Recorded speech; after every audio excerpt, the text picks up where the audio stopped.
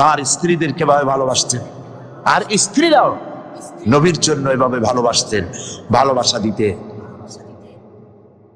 স্ত্রী অধিকার ইসলাম দিয়েছে, আর কেউ দিতে পারে নাই। আর এই স্ত্রীদের মধ্যে সব থেকে উত্তম স্ত্রীকে নবীজি বলেছেন, আদ-দুনিয়া কুল্লুহা মাতাউন ওয়া খায়রুল মাতাইদ দুনিয়া ইমরাতুস সালিহা। দুনিয়ার সবকিছু এর মধ্যে উত্তম নিয়ামত হচ্ছে পতিপরায়ণা। সুবহানাল্লাহ। হুজুর বলেছেন, তিনটি জিনিস আমি পছন্দ করি, তিনটি জিনিস আমার প্রিয়। একটি হলো নামাজ, একটি হলো সুগন্ধ, আর একটি হলো স্ত্রী। সুবহানাল্লাহ। এই স্ত্রীকে সমান অধিকার দিয়েছে নবীজি। আল্লাহর ইসলাম সমান অধিকার দিয়েছে। নারীর অর্থনৈতিক অধিকার প্রতিষ্ঠিত করেছে ইসলাম, তাকে অর্থনৈতিক অধিকার দিয়েছে, মহারানার ব্যবস্থা করেছে। কোরআন বলছে, ফাতুহুন্না উজুরাহুন্না ফারিদা, ফরজ রূপী দায়িত্ব হিসাবে স্ত্রীর মহারানার টাকা আদায় করে দাও। বহু মুসলমান আছে মহারানার টাকা আদায় করে না, বরং আজকাল তো নতুন সিস্টেম চালু হয়েছে মানুষকে শোনাবার জন্য। বিবাহের মজলিসে বলা হয়, অমুকের মেয়ে অমুকের ছেলে বিয়ের মহারানা কত? 5,55,555 পয়সা। সামনে একটা টাকা বা পয়সা জিরো থাকতে পারবে না, একটা নিয়ম নীতি করে নিচ্ছে। এই টাকাগুলি মহারানার টাকা সঠিকভাবে আদায় করা হয় না অনেক ক্ষেত্রে, একথা ঠিক কি? বরং উল্টো করে মহারানা আদায় করা হয় মেয়ে পক্ষের কাছ থেকে, কন্যা পক্ষের কাছ থেকে। এইটাকে কি বলা হয়? এইটাকে কি বলা হয়? এটা হলো যৌতুক নামের কৌতুক। মেয়ে পক্ষের কাছ থেকে টাকা আদায় করা। মেয়ে পক্ষ যদি ইচ্ছে করে বর পক্ষকে যদি টাকা দেয়, পয়সা দেয়, গাড়ি দেয়, বাড়ি দেয়, কোনো আপত্তি নেই, দিতে পারে। কিন্তু ডিমান্ড করে নেওয়া, চেয়ে নেওয়া সম্পূর্ণ হারাম। কন্যার পিতার মাতা 12 বছর, 18 বছর, 20 বছর, 25 বছর লালন পালন করে কলিজার টুকরা সন্তানটাই তো দিয়ে দিল। এর চাইতে টেলিভিশন, গাড়ি বাড়ি বেশি হয় কি করে? এই যৌতুক বাংলাদেশের সর্বত্র আছে, অবশ্য চট্টগ্রামে নাই। আছে। ছেলে যদি MA পাস করে, ইঞ্জিনিয়ারিং পড়ে, লয়ার হয়েছে, পিতার এই ধারণাই হয় সন্তানকে পড়াতে লেখাতে যত টাকা খরচ হয়েছে কন্যা পক্ষকে কাছের থেকে আদায় করে নেব। এবং সেই জন্য বিয়ের সময় দাবি করা হয়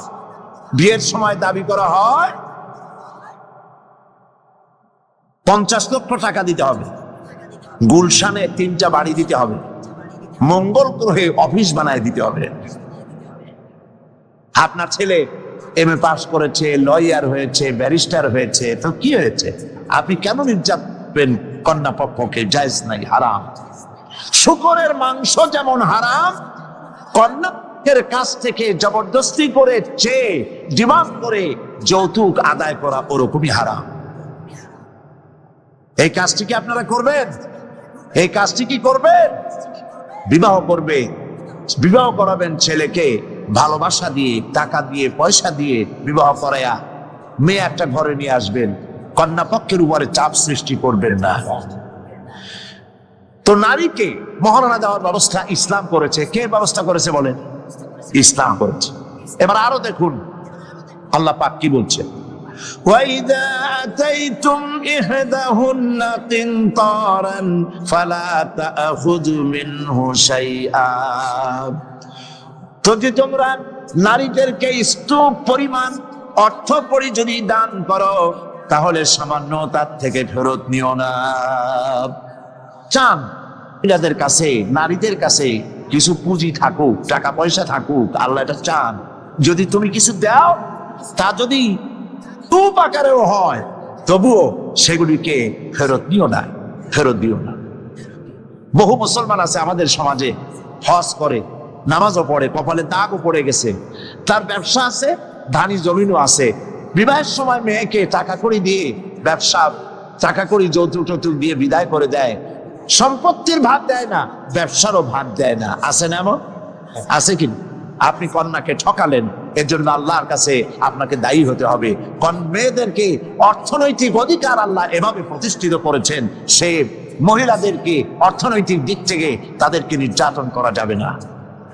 এবার মেয়েদেরকে শিক্ষার অধিকার দেওয়া হয়েছে, করতে দেওয়া হয়নি।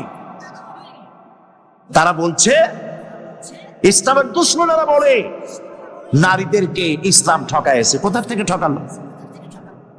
কন্যা হিসেবে মর্যাদা দিল, বধূ হিসেবে মর্যাদা দিল, তারপরে অর্থনৈতিক সুযোগ করে দিল, এবার শিক্ষার অধিকারও প্রতিষ্ঠিত করলো। হযরতে আয়েশা রাদিয়াল্লাহু তাআলা আনহা, তিনি শিক্ষার্থী ছিলেন, হাজার হাজার সাহাবীর উস্তাদ ছিলেন। সুবহানাল্লাহ বলেন। হাদিসের উস্তাদ ছিলেন, তাফসীরের উস্তাদ ছিলেন, ফিকহের উস্তাদ ছিলেন। শিক্ষার অধিকার ইসলাম দিয়েছে নারীকে। নারীরা লেখাপড়া করতে পারবে, কোনো অসুবিধা নেই। এভাবে অধিকার শুধু অর্থনৈতিক নয়, লেখাপড়ার অধিকার দিল, তালাকের একটি অধিকার, এটি একটি গুরুত্বপূর্ণ বিষয়। তালাকের অধিকারটিও শুধুমাত্র পুরুষের না, এই তালাকের অধিকার নারীদেরকেও দেওয়া হয়েছে। কথা বুঝতে পেরেছেন? তালাকের অধিকার, বিবাহ বিচ্ছেদের অধিকার শুধু পুরুষের নয়, নারীকেও দেওয়া হয়েছে। পুরুষ যদি অকর্মণ্য হয়, যদি সে উন্মাদ হয়, জালিম হয়, নপুংসক হয়, তাহলে এই স্ত্রী কোর্টে তা প্রমাণ করে তার স্বামীকে পরিত্যাগ করে ইচ্ছে মতো স্বামী গ্রহণ করতে পারবে। ইসলাম সুযোগ দেয়। তালাক, কথায় কথায় তালাক দেওয়ার একটা রেওয়াজ আমাদের দেশে আছে।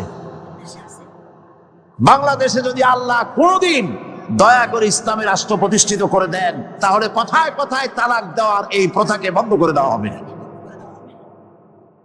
তরকারিতে লবণ কম হয়েছে, শুটকি মাছে ঝাল হইল কেন, এই সব কথা বলে তালাক দেওয়া যাবে না।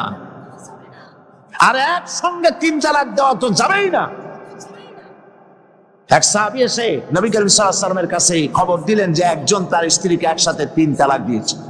নবী করিম সাল্লাল্লাহু আলাইহি ওয়াসাল্লাম এত গুসা হয়েছিলেন যে বসার থেকে দাঁড়, তিনি বললেন, এই লোকটি তো আল্লাহ পাকের কোরআনের সাথে তামসা করেছে। তালাকের আল্লাহর কাছে 2টা হালাল সবচেয়ে জঘন্য, 2টি হালাল সব থেকে জঘন্য। একটা হলো ভিক্ষাবৃত্তি, আর একটা হলো তালাক। যখন তালাক দেওয়া হয় অন্যায় ভাবে, গোসায় আল্লাহর আরশ কাঁপতে থাকে। নাউজুবিল্লাহ বলেন। আপনি এভাবে তালাক দিতে পারবেন না।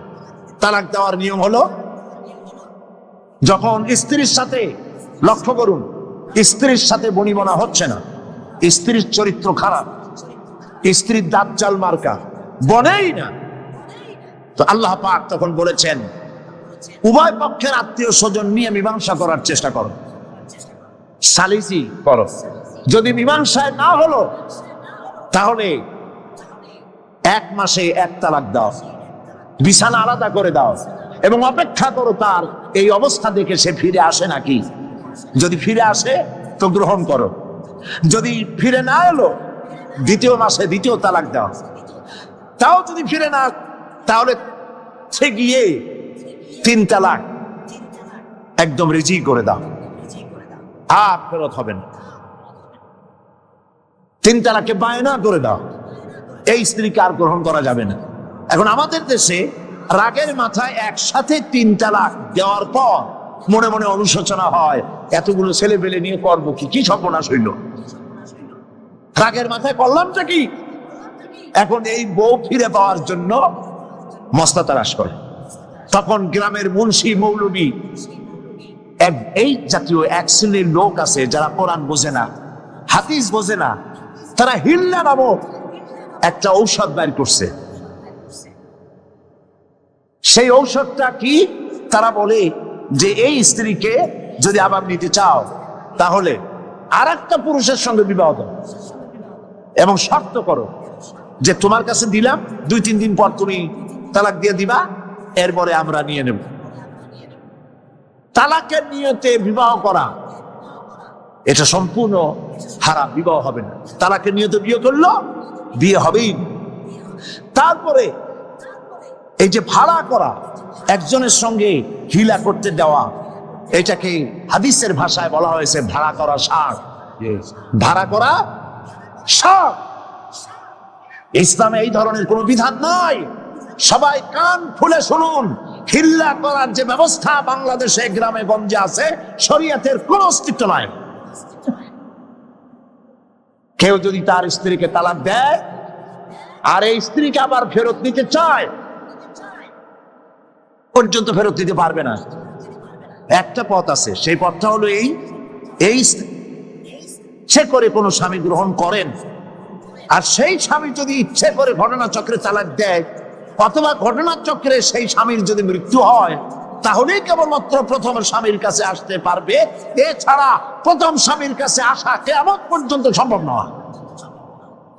এইটা ইসলাম করেছে দৃষ্টান্তমূলক শাস্তি দেওয়ার জন্য। কথায় কথায় তালাক দেবা, বাগুন ভর্তায় মরিচ হইল কেন, এইসব শয়তানি চলবে না। এইটার জন্যই এই বিধান করা হয়েছে। তালাক কখনো রাগের মাথায় এই জঘন্য কাজ কেউ করবেন না। যদি করতেই হয় তাহলে 3 মাসে 3 তালাক হবে, একসাথে 3 তালাক দেওয়া যাবে না।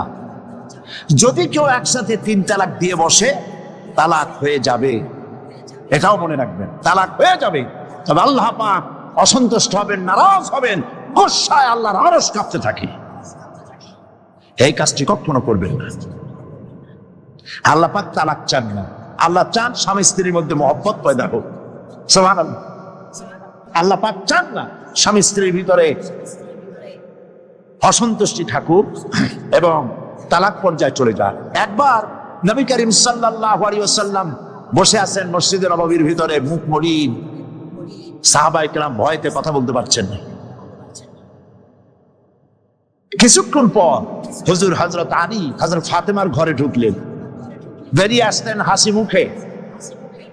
তিনি প্রশ্ন করলেন, সাহাবায়ে কেরাম জিজ্ঞেস করলেন, হে রাসূল, একটু আগে আপনার মুখ এত মলিন ছিল, আর এখন আপনি এত হাসি খুশি, আমরা তো তখন কথা বলতে সাহস পাইনি। হুজুর কি হয়েছে? আল্লাহর নবী বলেন, ওদের মধ্যে মনোমালিন্যের সৃষ্টি হয়েছিল আর আমার মনটা খারাপ হয়ে গিয়েছিল। ওদের, বুঝতে পারছেন তো, হযরত আলী এবং ফাতেমার মধ্যে মনোমালিন্য সৃষ্টি হয়েছিল, আমার মনটা খারাপ হয়ে গিয়েছিল। আমি ভেতরে গেলাম, উভয়ের সঙ্গে কথা বললাম। এখন তারা দুজনের মধ্যে তাদের ভুল বুঝাবুঝির নিরসন হয়েছে, আমার মনটা খুশি হয়ে গেছে। নবীজি বলেন, ফাতেমাকে যে কষ্ট দেয় সে আমাকে কষ্ট দেয়, কারণ ফাতেমা আমার কলিজার টুকরা। স্বামী এবং স্ত্রীর মধ্যে সম্পর্ক ভালো থাকতে হবে, অধিকার সমান, তবে স্বামীর মর্যাদা বেশি। মর্যাদা কার বেশি? স্বামীর মর্যাদা বেশি। তিরমিজি শরীফের হাদিসে এসেছে, আল্লাহর নবী একদিন একদিকে যাচ্ছিলেন, জঙ্গল থেকে এক পাহাড়িয়া উট এসে নবীজির কদমের উপরে নবীজির কদম মোবারকে চুমা দিল, সেজদা করলো। সাহাবায়ে কেরাম বললেন, ইয়া রাসূলুল্লাহ, পাহাড়ের উটের কি সৌভাগ্য, আল্লাহর নবীর পায়ের উপরে চুমা খেয়েছে, সেজদা দিয়েছে। আমাদের কি অনুমতি দেন, আপনার কদমের উপরে আমরা সেজদা দিয়া ধন্য হই। হুজুর বলেন, শোনো, আমি যদি এই পৃথিবীতে মানুষকে সেজদা করার জন্য যদি পারমিশন দিতাম, তাহলে পৃথিবীর সমস্ত নারীদেরকে বলতাম তারা যেন তাদের স্বামীকে সেজদা দেয়। তাহলে মর্যাদা কার বেশি? স্বামীর মর্যাদা বেশি। অধিকার সমান, মর্যাদা বেশি স্বামী। আবু দাউদ শরীফের হাদিসে এসেছে, নবীজি বলেছেন, কোন স্ত্রী লোক এমন অবস্থায় যদি মারা যায় যে তার স্বামী তার উপরে সন্তুষ্ট ছিল, আল্লাহ রাব্বুল আলামিন ওই মেয়ে লোকটি জান্নাত দান করে দিবেন। স্বামীর মর্যাদা এখানে বেশি। তাহলে আমরা দেখলাম অধিকারের দিক থেকে যখন নারী ছিল, বধূ ছিল, কন্যা ছিল, বধূ ছিল, সব জায়গায় ইসলাম নারীকে সম্মান বাড়িয়ে দিল, ঠিক কিনা বলেন? আর নারী বিবাহ হওয়ার পর কদিন পরে মা হয়ে গেল, মা হয়ে যাওয়ার পর মর্যাদা কমে গেল না বেড়ে গেল? বলেন, কমলো না বাড়লো? নবীজি বলছেন, আল্লাহর নবীর সামনে একজন সাহাবী এসে প্রশ্ন করলেন, হে আল্লাহ রাসূল, খেদমত করব কার?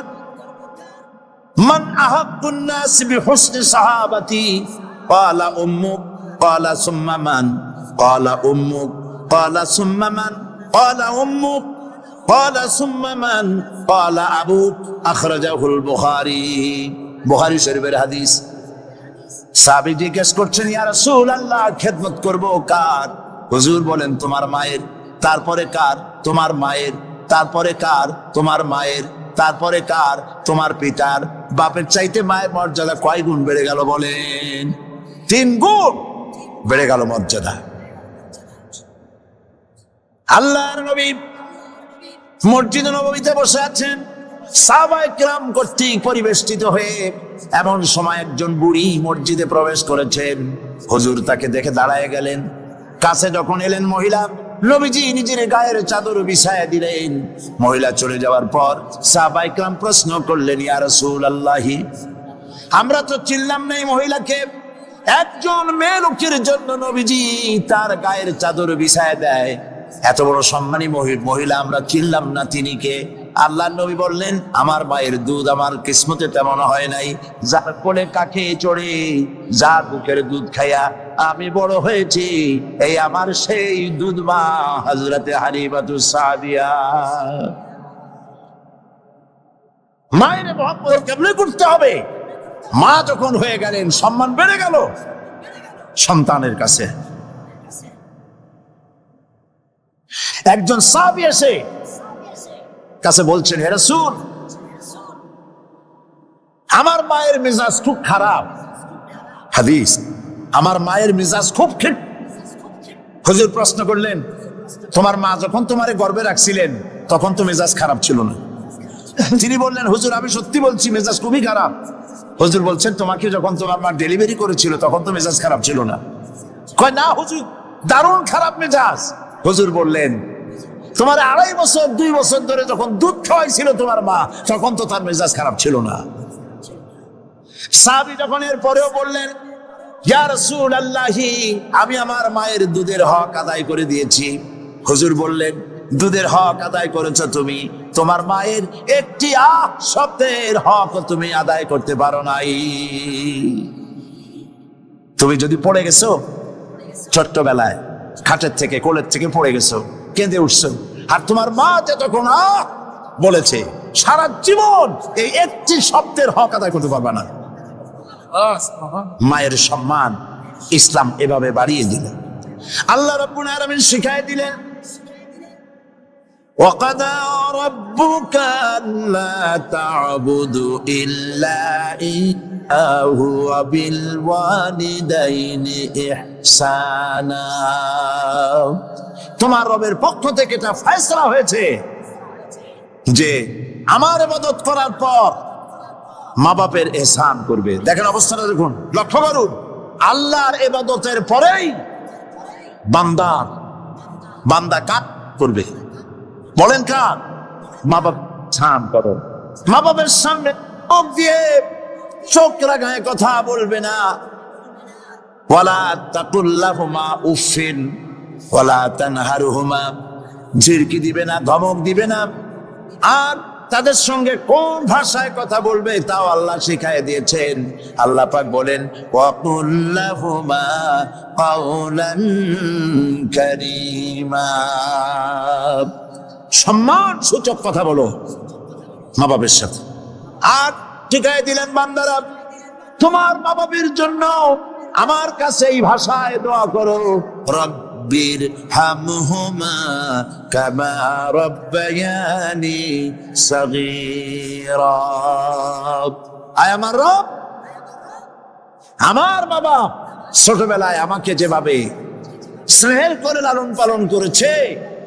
আল্লাহ পাক দয়া করে আমাকে, আমার পিতামাতাকে তোমার রহমতের করে লালন পালন করো, আল্লাহ পাক শিখাই দিয়েছেন। এই দোয়া করবেন তো, মনে থাকবে। প্রত্যেক নামাজের পরে মোনাজাতে এই দোয়া করবেন। মা বোনেরা লেখাপড়া করতে পারবেন, চাকরি করতে পারবেন, জিহাদে যেতে পারবেন, সবই করতে পারবেন পর্দার ভিতরে থেকে।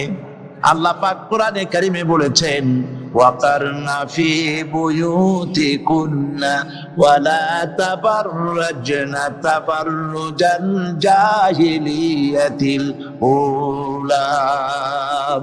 ওয়াকারনা ফি বুয়ুতিকুন্না, তোমরা তোমাদের ঘরের মধ্যে থাকো, আর জাহিলিয়াতের যুগ মতো করে সাজসজ্জা করে তোমরা বেরিও না, আচমক করে বেরিও না, সৌন্দর্য প্রদর্শন করো না। পৃথিবীতে বিভিন্ন দেশে মিস সুন্দরী প্রতিযোগিতা হয় না? হয় কিনা? সুন্দরী প্রতিযোগিতা হয় পৃথিবীর বিভিন্ন দেশে। Miss China, miss Thailand, miss American, miss Canada, এভাবে নাম হয়। সুন্দরী প্রতিযোগিতা কি? সুন্দরী প্রতিযোগিতা করতে গিয়ে বিচারক মন্ডলী সুন্দরীদের শরীরের যেসব জায়গা মাপজোপ করে তা কেবলমাত্র শয়তানের পক্ষে সম্ভব, পুরুষের পক্ষে সম্ভব নয়।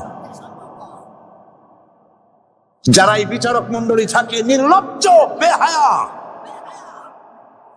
তারা কি তার নিজের মেয়ের, নিজের বোনের শরীরের সেসব জায়গা মাপ করতে পারবে? লম্পট। বাংলাদেশে সুন্দরী প্রতিযোগিতা কিয়ামত পর্যন্ত হতে দেওয়া হবে না। পর্দার বিষয়টি আলোচনা করতেছিলাম। পর্দা করা ফরজ। পর্দা করা কি?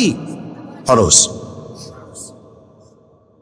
নবীজি বলেছেন, এমন এক সময় আসবে, قال رسول الله صلى الله عليه وسلم نساء كاسية عارية مميلة مائلة رؤوسهن كالبخت المائلة لا يدخلن الجنة ولا يجدن ريحها أخرجه مسلم। আল্লাহর নবী বলেন,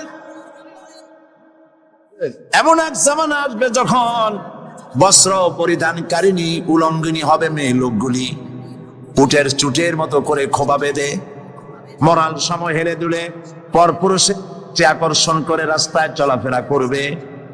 এদের কথা জান্নাতের সুঘ্রাণ এদের প্রবেশ করবে না। কাসিয়াতুল আরিয়া, বস্ত্র পরিধানকারিণী উলঙ্গিনী। কথা শুনতেছেন আপনারা? বুঝতে পারতেছেন?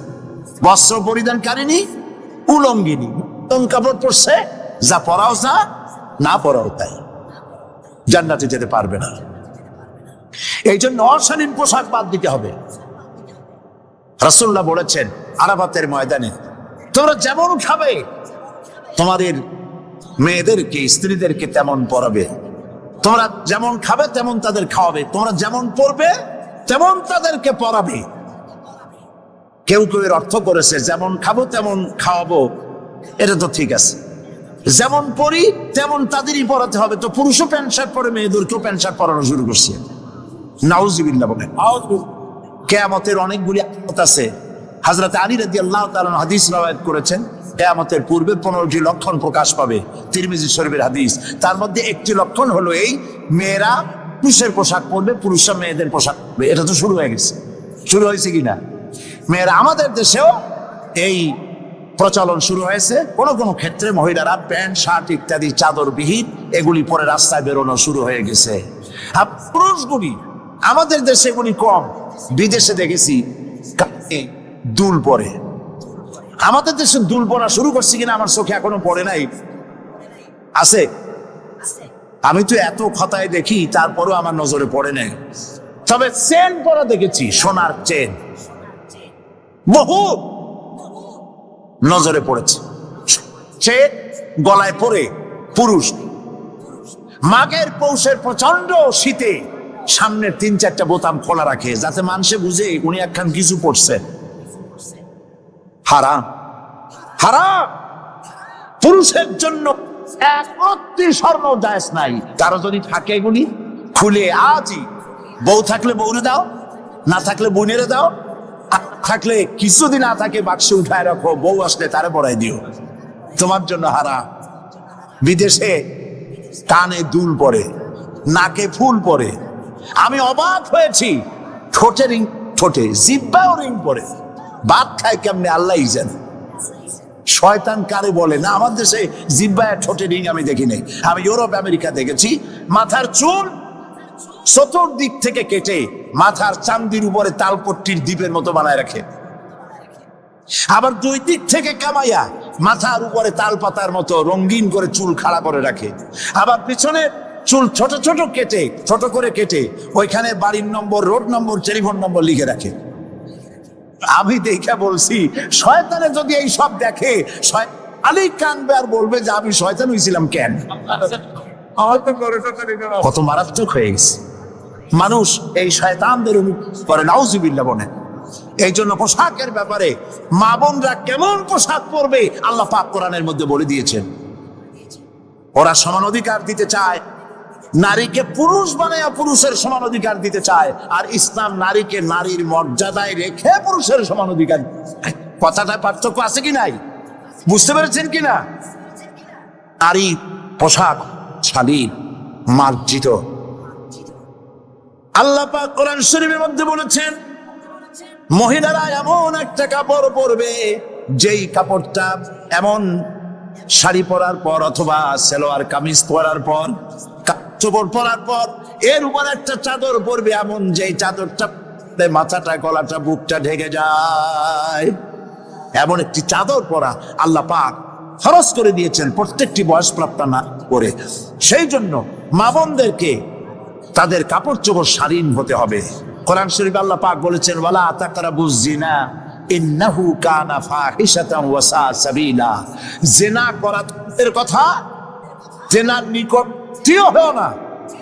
এখন জিনার নিকটটি কিভাবে হয়? জিনা করা তো দূরের কথা, জিনার কাছেও যেও না। জিনার কাছে যাওয়ার জন্য এগুলি হচ্ছে রুট, গর্জন শুনতে পাবে। খুব কঠিন জায়গার দিকে আমরা প্রতি মুহূর্তে অগ্রসর হচ্ছি। আল্লাহ যেন জাহান্নাম থেকে আমাদেরকে রক্ষা করেন, আমরা বলি আমিন। কিয়ামতের ময়দানে জাহান্নামের গর্জন হাসরবাসীরা শুনতে পাবে। আল্লাহ রাব্বুল আলামিন বলেন, ইদা উলকু ফিহা সামিউ লাহা শাহীকান ওয়া হিয়া তাফুর।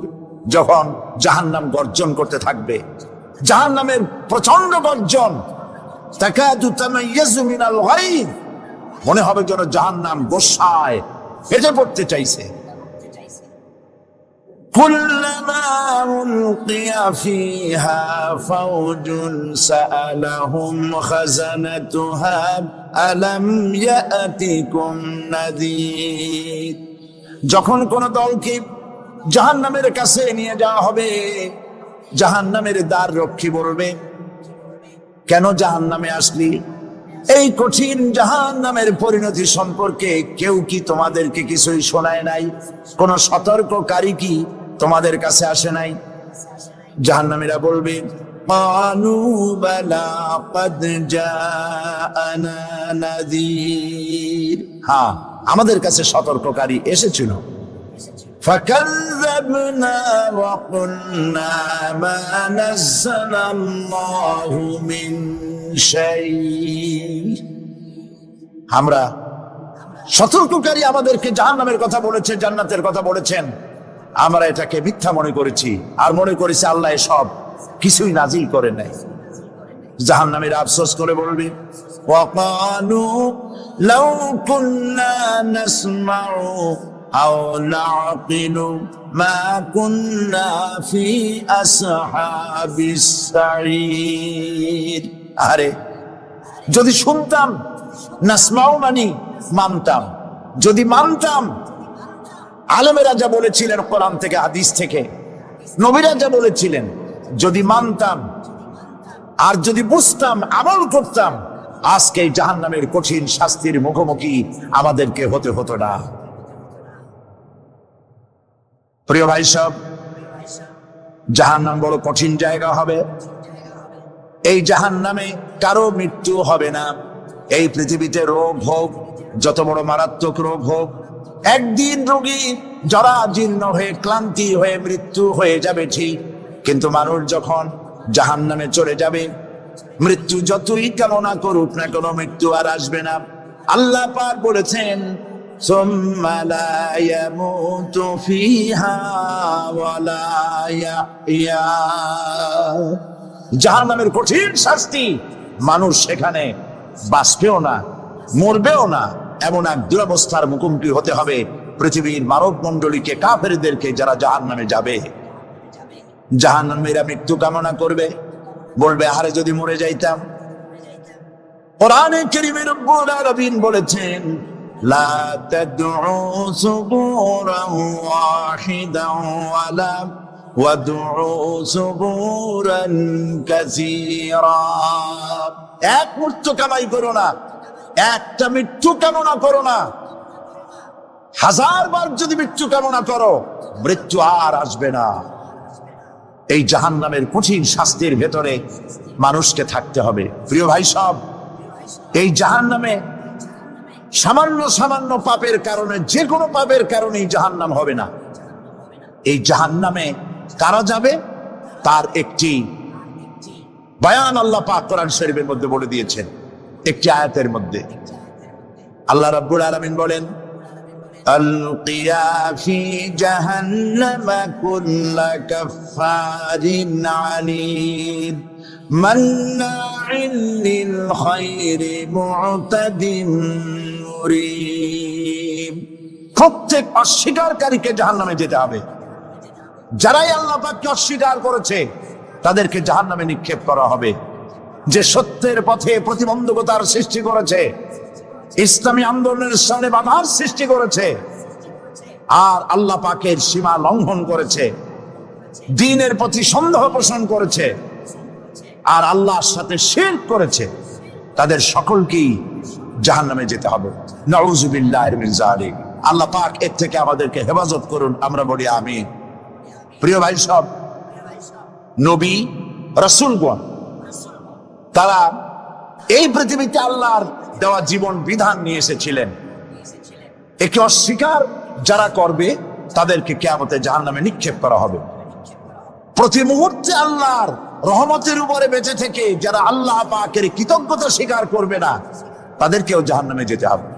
কোরআনে কারিমে আল্লাহ পাক বলেছেন, লা ইন শাকারতুম লা আযীদান্নাকুম ওয়া লা ইন কাফারতুম ইন্না আযাবি লাশাদীদ। আমার নিয়ামতের কৃতজ্ঞতা যারা স্বীকার করবে, আমার নিয়ামতের শুকর যারা আদায় করবে, আমি তাদের নিয়ামতকে বাড়ায় দেব। আর যারা অস্বীকার করবে, শুকর আদায় করবে না, তাদের জন্য শাস্তি দেওয়া হবে। এই জন্য আল্লাহ পাকের নিয়ামতের শুকরিয়া আদায় করতে হবে। 2 নম্বরে আল্লাহ পাকের হুকুম আহকাম মেনে জীবন পরিচালনা করতে হবে। নবীরা আল্লাহ পাকের পক্ষ থেকে যে দ্বীন নিয়ে এসেছেন, ওই দ্বীনের আনুগত্য করতে হবে, বিরোধিতা করা যাবে না। যারা ইসলামী আন্দোলনের বিরোধিতা করবে, আল্লাহর দ্বীন প্রতিষ্ঠার পথে যারাই বিরোধিতা করবে, জায়গা হবে কোথায়? জাহান্নাম। ভাই সব, জাহান্নাম বড় কঠিন হবে। সেদিন কেউ সুপারিশ করবে না, কোনো উপায় থাকবে না। কিয়ামতের ময়দানে আমলনামা ছেড়ে দেওয়া হবে। জাহান্নামীদের আমলনামা পেছন থেকে বা হাতে আসবে।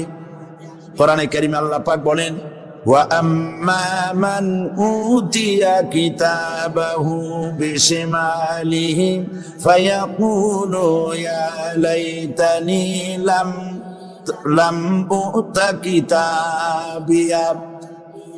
পেছন থেকে বাম হাতে যার আমলনামা আসবে, সে বলবে, আরে আমারে যদি কিতাবটা, আমার যদি আমলনামা না দেওয়াই হতো কত না ভালো হতো, আমার যদি হিসাব না নেওয়া হইতো কত ভালো হতো। ওয়ালাম আদরি মা হিসাবিয়া ইয়া লাইতাহা কানাতিল কাদিয়া। আমার হিসাব যদি আমি আদৌ না জানতাম তাহলে কতই না ভালো হতো। হায় আমার মৃত্যু যদি দুনিয়া শেষ হয়ে যেত, আর যদি এই ময়দানে ওঠা না লাগতো। মা আগনা আন্নি মালিয়া হালাকা আন্নি সুলতানিয়া। আজ আমার অর্থ সম্পদ কোনো কাজে লাগলো না, আমার ক্ষমতা প্রতিপত্তির কোনো কাজে লাগলো না। বড় বড় বাদশা, বড় বড় প্রেসিডেন্ট, প্রধানমন্ত্রী কিয়ামতে এতিমের মতো দাঁড়ায় থাকবে, বলবে আমার দলবল কই, যারা সেলুট দিত তারা কই, টাকা কই, পয়সা কই, বিষয় কই, সম্পত্তি কই, কিচ্ছু পাবে না। প্রিয় ভাই সব, এই পৃথিবীতে ক্ষমতা যতদিন থাকে পুলিশ সেলুট মারে, আর্মি সেলুট মারে। আমল যদি খারাপ হয় ফেরেশতা যে কি দিয়া মারবে চিন্তাই করতে পারেন। আমি লক্ষ্য করেছি পুলিশ, বিডিআর, আর্মি যখন সেলুট দেয় দুই রকম মারে, হাত দিয়া মারে আর বুট পায় আছে, এক জুতা আর এক জুতার সাথে ঠাস করে আরেকটা লাগা। আমি চিন্তা করছি দুইটা দেয় কেন, হাত দিয়েও দিল পাও দিয়েও দিল, অর্থ কি? অর্থ পরিষ্কার। সরকারের মন্ত্রী, সরকারের লোক, আপনি আমার সেলুট পাইতে পারেন, ব্রিটিশ নিয়মে মারলো হাত দিয়া, আরেকটা ইশারা দিয়া দিল, মারে হতি ইশারা। সরকারে থাইকা যদি জনগণের সর্বনাশ করেন, মুসলমান দেশের তথ্য পাচার করে মুসলিম দেশের স্বাধীনতা যদি হরণ করতে চান, আর যদি ধরা পড়েন তাহলে হাত দিয়া না ওইটা দিয়ে মারবো।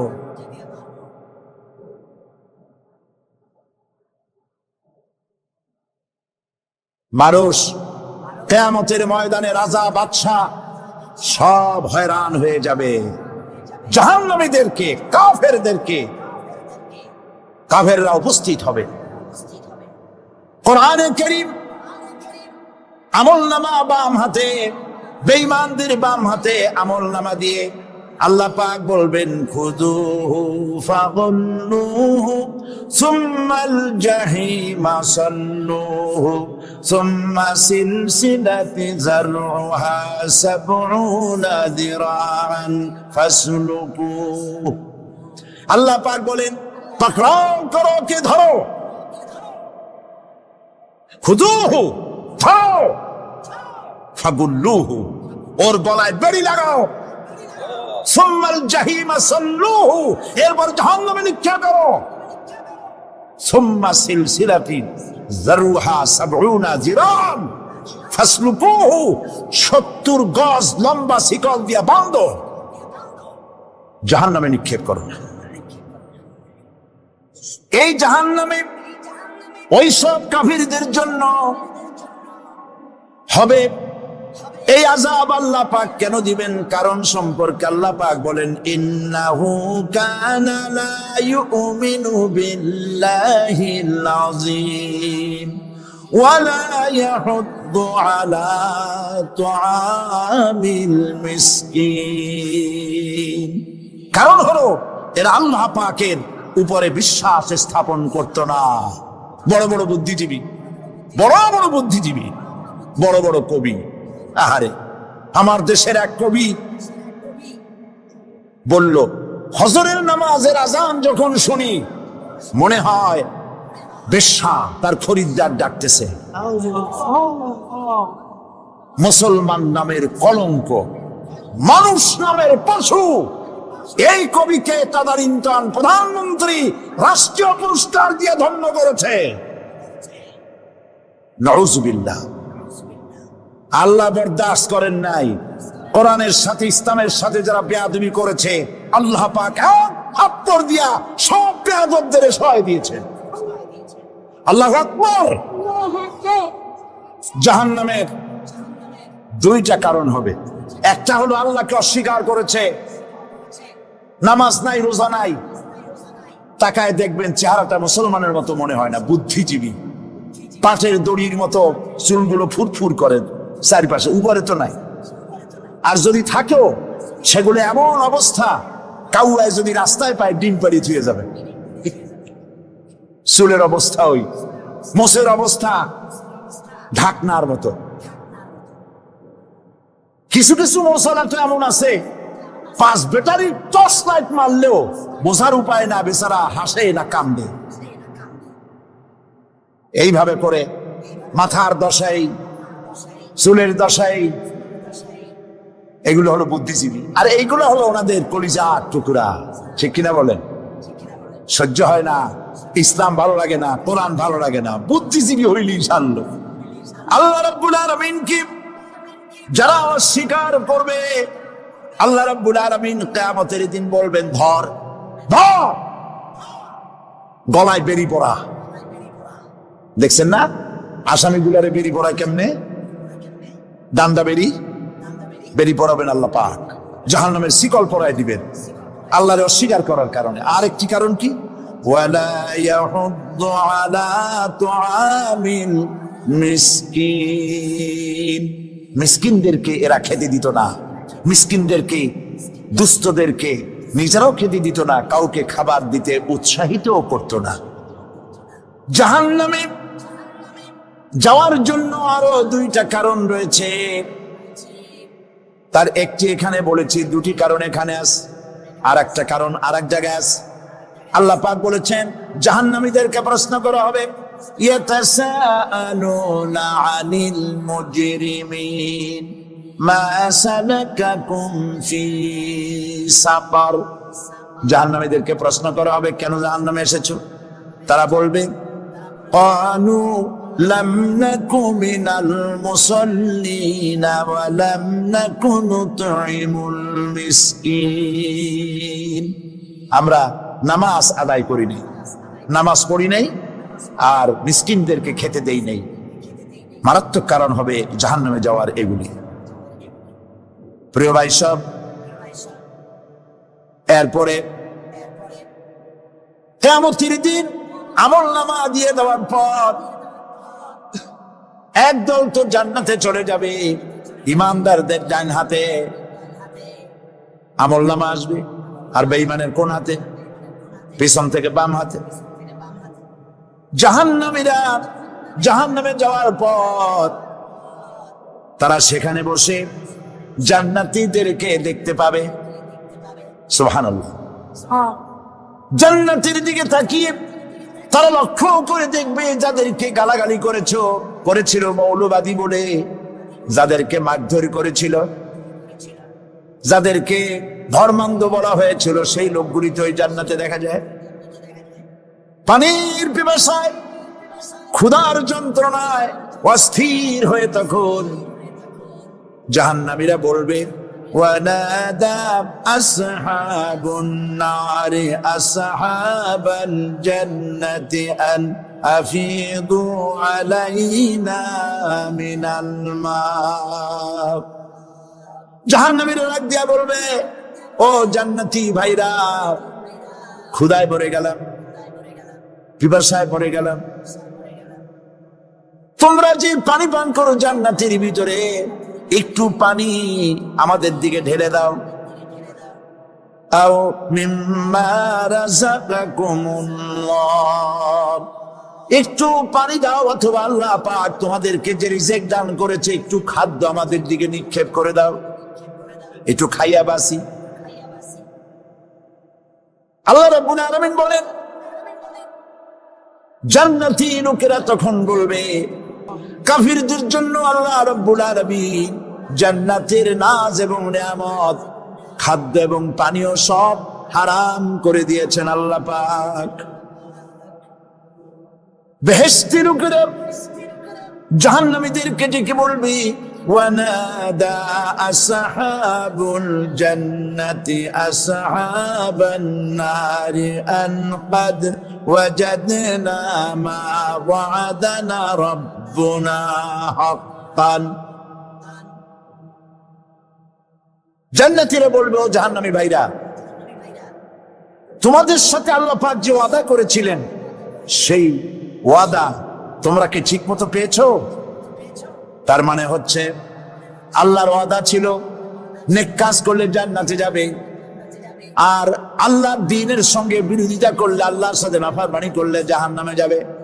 নামাজ আদায় না করলে, জিনা ব্যভিচার করলে, ইসলামের পক্ষে না থেকে বিপক্ষে থেকে শত্রুতা করলে জাহান্নামে যাবে। আল্লাহর এই ওয়াদাগুলি ঠিক মতো পাইছো কিনা? আজ তোমরা জাহান্নামে গিয়েছো। তারা বলবে, হ্যাঁ, আমাদের আল্লাহ পাক যে ওয়াদা করেছিলেন সেই ওয়াদার অনুযায়ী আমরা আজকে বিপদে পড়েছি। আমরা আমল না করার কারণে, উল্টা কাজ করার কারণে আজ আমাদের এই দুরবস্থা হয়েছে। জাহান্নামীরা এক দল আরেক দলের সঙ্গে অভিশাপ দেবে, এক দল আরেক দলকে অভিশাপ দেবে। তারা একে অপরের বিরুদ্ধে অভিশাপ দিতে থাকবে। সেখানে কর্মী আর নেতাদের সাথে দেখা হয়ে যাবে। যেই সব নেতাদের কথা মতো মুসল্লি পিটানো হয়েছে, লক্ষ্য করেন, যেই সব নেতাদের কথা মতো বোমা মেরে, মানুষ মেরে, দায় দায়িত্ব আলেমদের মাথার উপর, ইসলামের মাথার উপরে চড়াই দেওয়া হয়েছে। এইবার নেতার সাথে কর্মীদের দেখা হবে কোন জায়গায়? কোন জায়গায় দেখা হবে? দেখা যখন হয়ে যাবে, কর্মীরা সেখানে নেতাদেরকে অভিশাপ দিয়ে বলবে, ওয়াকালু রব্বানা ইন্না আতআনা সাদাতানা ওয়া কুবারানা ফাআযাল্লুনা সাবিলা। এরা বলবে আল্লাহর কাছে, রব্বুল আলামিন, এই নেতারা আমাদেরকে বিভ্রান্ত করেছে, তাদের কথা অনুযায়ী চলেছিলাম, ওরা আমাদেরকে যা যা করেছে তাই বলেছি। আমরা মানুষ মেরেছি, আলেমদেরকে মেরেছি, আর নিজেরা ঘটনা ঘটাইয়া ইসলামের উপরে চাপাই দিস এই নেতাদের কথা মতো। কর্মীরা বলবি, রব্বানা আতিহিম দিফাইনি মিনাল আযাবি ওয়ালআনহুম লাআনান কাবীরা। আয় আল্লাহ, আজকে আমরা যে শাস্তি পাচ্ছি এর থেকে ডবল শাস্তি আমাদের নেতাদেরকে দেওয়া হবে। নেতাগুলো আসে, লম্বা লম্বা বক্তৃতা করে যায়। কোন নেতা বলে, আমার কর্মীরা খবরদার, নামাজ ছেড়ো না বাবারা, নামাজ পড়ো, কোরআন শরীফ পড়ো, হাদিস শরীফ পড়ো, ইসলাম অনুযায়ী চলো। বলে বলে বলে না, বলবে না, বললে তো খুব খারাপ, মৌলবাদী হয়ে যাবে, স্বাধীনতা বিরোধী, ইসলামের কথা বলছে, মুখে দাড়ি, নাউজুবিল্লাহ, বলে নাউজুবিল্লাহ। সেই সময় ওয়াদার প্রাপ্ত জাহান্নামীরা বলবে, وقال الذين كفروا ربنا أرنا الذين أضلانا من الجن والإنس। কাফেররা তারা বলবে, আয় আল্লাহ, কে আমাদেরকে গোমরাহ করেছিল? তোমার জিনের রাস্তা থেকে কারা সরায় দিয়েছিল? জেনেদের মধ্যে, মানুষের মধ্যে একটু দেখায় দাও। আরেনা লাদাইনে আদাল্লানা, গোমরাহ করেছিল কারা? একটু দেখায় দাও। নাজআলহুমা তাহতা আকদামিনা লিয়াকুনা মিনাল আসফালিন। আমরা তাদেরকে আজকে পদদলিত করব, পায়ের নিচে রাখবো। সেদিন কর্মীরা নেতাদের সম্পর্কে এই কথা বলবে। প্রিয় ভাই সব, সেই কিয়ামতের ময়দানে কেউ কারো কোনো উপকার করতে পারবে না, নেতাও পারবে না কর্মীর উপকার করতে, আর কর্মীরাও তো পারবেই না। এই জাহান্নামের ভিতরে নেতা কর্মীদের কথোপকথনের মধ্যে শয়তানের সঙ্গে দেখা হয়ে যাবে। কার সাথে দেখা হবে? শয়তানের সাথে। এই যে কথাগুলি আমি বলছি, এগুলি গল্প, আমার বানানো কথা? চিল্লায় বলেন, কার কথা? প্রিয় ভাই সব, কান লাগায় শোনেন, ফায়দা হবে। আল্লাহ যেন আমাদের ফায়দা দেন, বলি আমিন। ভাইরা আমার, এখন তো শয়তান দেখা যায়, এখন দেখা যায় না, দেখলেও বোঝা যায় কি কায়দায় কোন শয়তান আসছে, বুঝবার উপায় নেই। জাহান্নামের মধ্যে শয়তানের সাথে দেখা হয়ে যাবে। শয়তানের কথা মানুষেরা শোনে, গুনাহ করে নিজে। কবি বলেছেন, क्या हंसी आती है मुझे हजरत इंसान पर, क्या हंसी आती है मुझे हजरत इंसान पर, फेल बत्तू खोद करे और लानत करे शैतान पर। খারাপ কাজ নিজে করে দোষ দেয় শয়তানের। আসলে শয়তান তো প্ররোচনা দেয়। জাহান্নামের মধ্যে শয়তানের সাথে দেখা হয়েছে। শয়তানকে যখন সবাই অভিযুক্ত করবে তোর কারণেই তো জাহান্নামে এলাম, শয়তান তখন বলবে وقال الشيطان لما قضي الأمر إن الله وعدكم وعد الحق ووعدتكم فخلفتكم। শয়তান বলবে আল্লাহ তোমাদেরকে সত্য প্রতিশ্রুতি দিয়েছিলেন, আমারে দোষ দিয়া লাভ নাই, আমারে দোষ দিয়া লাভ নাই। আল্লাহ পাক সত্য ওয়াদা করেছিলেন, তিনি ওয়াদা করেছিলেন তার কথা যদি শোনো, নামাজ যদি আদায় করো, জেনা যদি না করো, মদ জিয়া যদি না খেলো, সুদ ঘুষ যদি না খাও, আল্লাহ জান্নাত দান করবে। এটা ছিল তার ওয়াদা। আল্লাহ তার ওয়াদা পালন করে যারা তার হুকুম মেনে চলেছে তাদেরকে জান্নাত দান করেছেন। আর আমার ওয়াদা ছিল ভিন্ন। আমি ওয়াদা করেছিলাম ঈদ ড্রিঙ্ক আর বিমেরি খাও আর ফুর্তি করো, দুনিয়াটা মস্ত বড়, দুনিয়া কা মজা লে লো, দুনিয়া তোমারি হ্যায়। শয়তানের কথা। কার কথা? শয়তানের কথা। শয়তানের কথা মতো শয়তান বলল, আমি বললাম পরকাল নাই, দেয়ার ইজ নো গড। বুদ্ধিজীবী মার্কা কথা। শ্রেষ্ঠ বুদ্ধিজীবী কে? চিল্লায় কোন? আমি অনেকগুলো ওয়াদা করছিলাম, এইটা নাই সেইটা নাই, আল্লাহ রসুলের কথা মানা মানার দরকার নাই। এমনি করে আল্লাহ যে ওয়াদা করেছিলেন সমস্ত ওয়াদা তিনি পালন করেছেন, আর আমি যে ওয়াদা করেছিলাম আজ আমি খেলাফ করলাম। এমন জায়গায় বলবে যে এইটারে শোধ করার, এটা সংশোধন করার আর কোন উপায় নাই। শয়তান আরো বলবে ওয়ামা কানা লি আলাইকুম মিন সুলতান, আর আমি যে ওয়াদাগুলি করেছিলাম এর পিছনে কোনো দলিল ছিল না। আলেমরা কথা বলছে, কথায় কথায় কোরআন বলছে, হাদিস বলছে। লক্ষ্য করে শুনতেছেন আপনারা? আলেমরা কথা বলেছে, কথায় কথায় কোরআন আর হাদিসের দলিল পেশ করেছে, আল্লাহর কথা রসুলের কথা পেশ করেছে। ওয়ামা কানা লি আলাইকুম মিন সুলতান, আর আমার কথার ভিতর কোনো দলিল ছিল না। আন্দাজে কয়ে গেছি, ভাইয়ের আমার, বোনের আমার, দিলাম একটা ডাক, ডাইনে তাকানো বায়ে তাকানো নাই, সবাই দিলাম দৌড়। এখন আমারে দোষ দাও কেন? এইসব দোষ দিয়ে কি লাভ নাই। ইল্লা আন দাউতুকুম ফাস্তাজাবতুম লি, আমি কি করছি? আমি একটা বক্তৃতা দিলাম, জ্বালাময়ী একটা ভাষণ দিলাম, আমি একটা আহ্বান জানালাম, কোন চিন্তা ভাবনা না করে আমার পিছনে তোমরা দৌড় দিয়েছ। কে বলবে? আহারে, আল্লাহ কি কোনো কথা গোপন রাখছেন? কোন গোপন রাখছেন? সব বলে দিয়েছে। কেন চিন্তা কর? নেতা সে মঞ্চে দাঁড়ায় বক্তৃতা করতেছে, বেটা সারা জীবনে নামাজ পড়ে না, চেহারার দিকে তাকাইলে মনেই হয় না মুসলমান, মরলে পরে ফেরেশতা পর্যন্ত আশ্চর্য হয়ে যাবে, বেটা তুই শ্মশান তুই কবরে আসছিস কেন?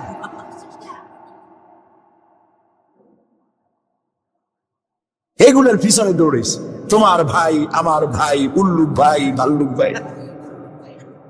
আজিব আজিব, কার পেছনে দৌড়াও? তুমি একটু চিন্তা করে দেখবা না কোন বেটার পিছনে দৌড়াই? শয়তান বলবে আমি শুধু একটা দাওয়াত দিয়েছিলাম, আমার দাওয়াত, আমি একটা আহ্বান করেছিলাম, কোনো বিবেচনা না করে, আমার চরিত্র, আমার আখলাক না দেখে আমার পেছনে পেছনে দৌড়াইছো। মা আনা বিমুসরিখিকুম ওয়া মা আনতুম বিমুসরিখি, আজ আমি তোমাদের কোনো সাহায্য করতে পারবো না।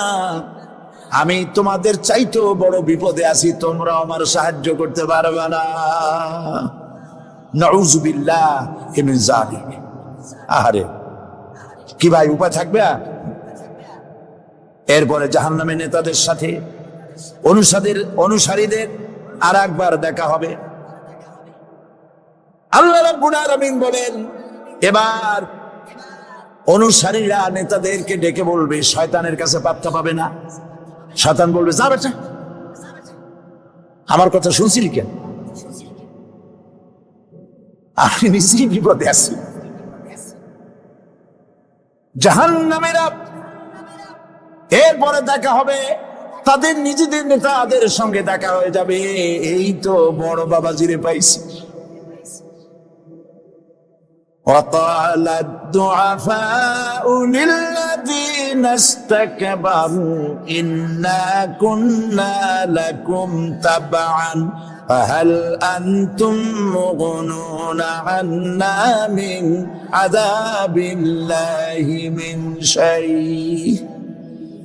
অনুসারীরা সেদিন নেতৃবৃন্দকে বলবে, আমরা তোমাদের অনুগামী ছিলাম, ও নেতারা, যা কইছো তাই শুনছি, যা বলেছো তাই শুনেছি, যারে মারতে বলছো তারে মারছি, সারা রাত তোমাদের কথা মতো ইসলামের বিরোধিতা করছি। করছে না? যা বলেছো তাই করেছি। এখন তোমরা কি পারো? আমরা তো অনুসারী ছিলাম। ফাহাল আনতুম মুগনুনা আন্না মিন আযাবিল্লাহি মিন শাই। আজকে দুনিয়াতে এত বাহাদুরি করছো, আজ এই জাহান্নামের ভিতরে একটু আযাব কি কমাই দিতে পারো নাকি? নেতারা বলবে, ক্বালু লাউ হাদানাল্লাহ লাহাদাইনাকুম সাওয়াউন আলাইনা আজাজি'না আম সাবারনা মা লানা মিন মাহিস। নেতারা বলবে, আল্লাহ যদি আমাদেরকে হেদায়েত করতেন, হেদায়েত দিতেন, আমরাও তোমাদেরকে হেদায়েত দিতাম। আজ ধৈর্য ধরো আর না ধরো, তোমাদের অবস্থা আর আমার অবস্থা সমান সমান। জাহান্নাম ছাড়া আজ আর কোনো গতি নাই, কিচ্ছু করার উপায় নাই, সব সর্বনাশ হয়ে যাবে। খাসিরা দুনিয়া ওয়াল আখিরা যালিকা হুয়াল খুসরানুল মুবিন। এটাই হলো, দিনও গেল, দুনিয়াও গেল, আমও গেল, সালাম, সব শেষ। প্রিয় ভাইয়েরা আমার, এরপরে আল্লাহ পাক বলছেন, জাহান্নামীরা, তাদেরকে কোনো ভালো খাবার দেওয়া হবে না। লা ইয়াযুকুনা ফিহা বারদান ওয়ালা শারাবা।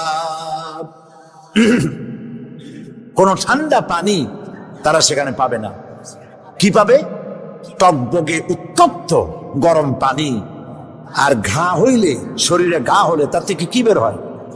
পুজ, ক্ষতের ক্ষরণ পুজ আর টকবগে গরম পানি, এগুলি দেওয়া হবে। নাউযু বিল্লাহি মিন যালিক।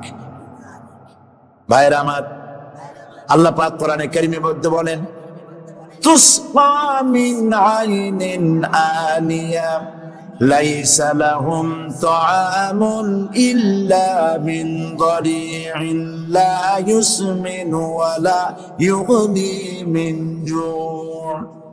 টকবগে ফুটন্ত পানি তাদেরকে পান করানো হবে, কাঁটা যুক্ত ঘাস খেতে দেওয়া হবে।